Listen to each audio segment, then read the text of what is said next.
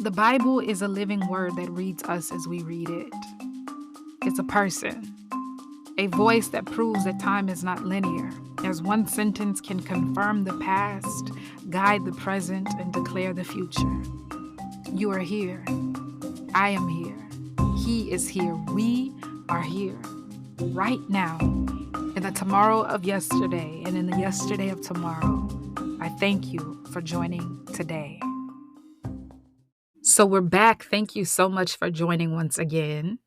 In our last episode, we talked about Samson and how he ended up falling for a woman who did not have his interest in mind. The Philistines actually ended up negotiating with this woman, Delilah, and offered her a price in order to find out how it was that Samson was so strong. Samson was worn out. Delilah nagged and whined, and she did her job, and she found out that his strength was very much connected to his hair because his hair had never been cut. He was dedicated as a child as a Nazirite, and that was part of the Nazirite law that his hair never be cut. Samson ended up telling Delilah details and information she had no business knowing. And as a result, he ended up being captured by the Philistines and ultimately losing his vision and, more importantly, losing his strength. And so the Philistine people made a spectacle of Samson. They made sport of him. And in his weakest state, Samson cried out to God with this understanding, I imagine, that God wasn't done with him. And Samson just prayed and he asked that God would restore his strength because he knew that he still had work to do. So the Lord, in his mercy, restored Samson's strength. Samson was able to level a building that had many Philistines, both inside and on top of. And when he did that, there were thousands of casualties. Samson was amongst them. And it just so happened that in that last effort, that last moment of his life, that Samson ended up annihilating more Philistines than at any other time. So the Israelites continued in their pattern of wickedness and following the gods and the evil practices of the surrounding nations and towns and people. So God continued to allow them to be oppressed by the people that they were subjecting themselves to. And so the pattern continued for a little bit longer. And then we pick up in this story today where we find this man named Elimelech. Now, Elimelech lived in Bethlehem, and there was a time in Bethlehem, which was in Judah, that there was a famine, meaning there was food scarcity. Elimelech, in his efforts to try to make sure that his family was taken care of, uprooted them and they traveled to Moab. Now, really quick fact here, the Moabites and the Israelites were ancient enemies. They did not get along. The Moabites actually made things very difficult for the Israelites. But here we find a man in his desperation to take care of his family doing things that logically just did not make sense. He went to the enemy's camp because the enemy's camp had bread. So Elimelech, his wife and sons, went to Moab. They settled there for a while. And while they were there, Elimelech actually ended up passing away. Naomi was left with her two sons. Mahlon and Chilion actually ended up marrying two Moabite women, Orpah and Ruth. And after 10 years passed, both of Naomi's sons also passed away.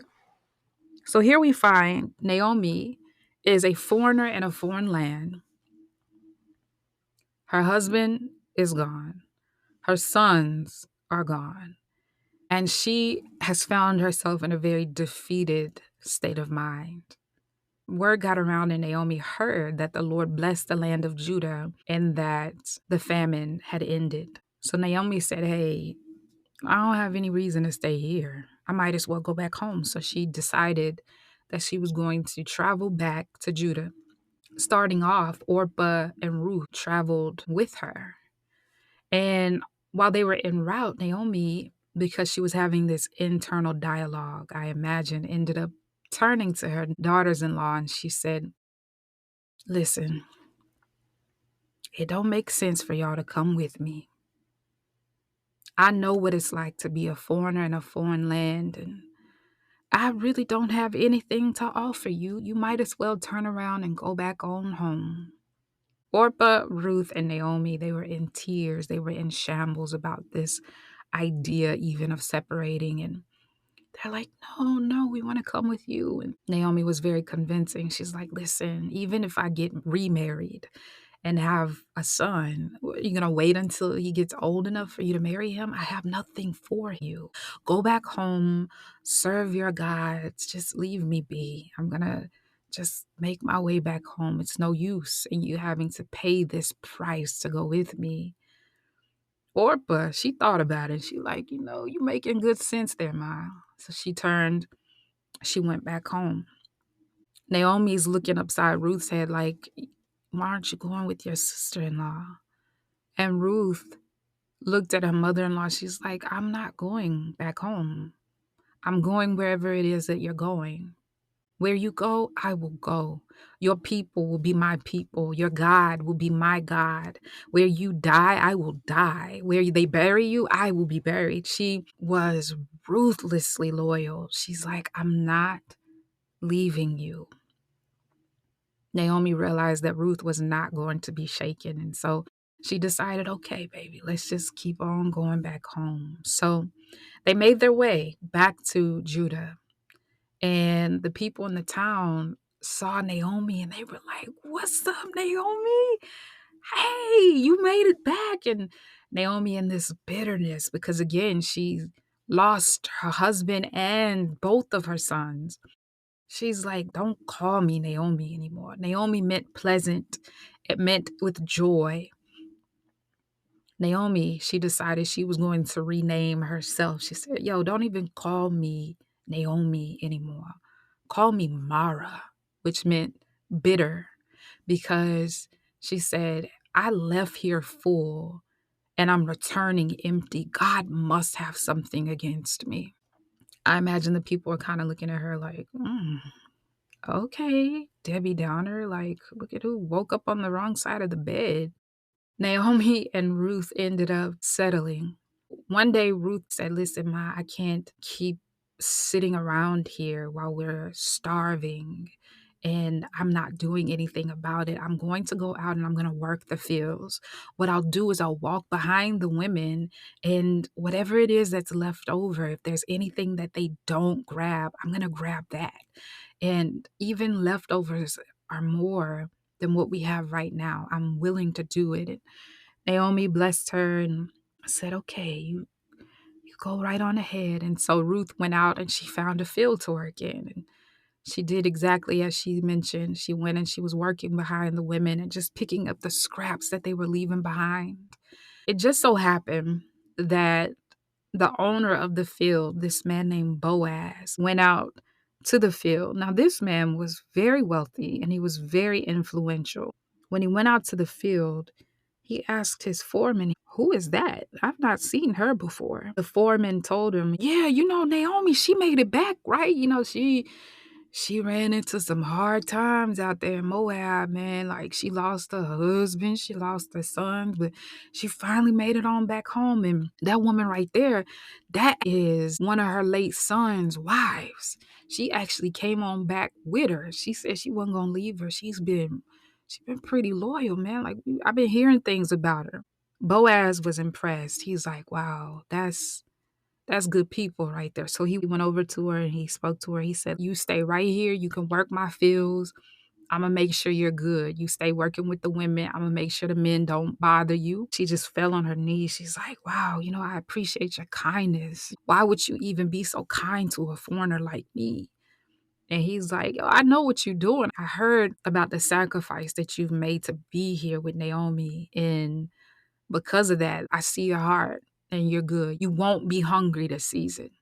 I'm going to take care of you. And he did. So during mealtime, he made sure she had something to eat. He made sure she could have water to drink. He even put a word in the ear of the foreman. He's like, yo, tell them to purposely pull some stalks out of their bundles and leave them behind so she can gather them. Ruth was able to take home a really nice basket filled with grain.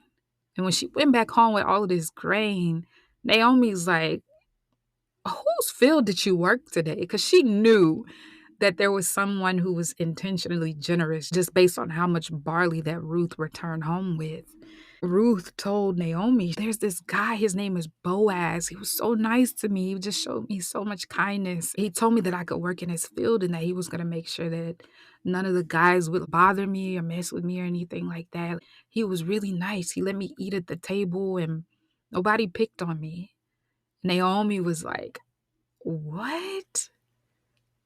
This is what you don't know. Boaz is kinfolk to your father-in-law. He's actually our family redeemer, which, in other words, the family redeemer was the closest living relative. Naomi's wheels started turning, and she was starting to develop these ideas in her mind as time went on.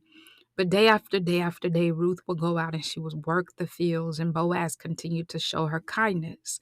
And one day, Naomi, because it was getting time where she was about to have to sell her home, as a widow who no longer had her husband, she no longer had sons who would naturally be the heir of the land and the property. She didn't have them anymore. So because of that, and because she was meeting hard times, it came to the point where she was going to have to make this hard decision to sell the land. But one day she talked to Ruth and she said, Ruth, I know that we're widows and we've been walking around in our widow's cloths. But today I need you to go take a bath, put on some good perfume. I need you smelling good.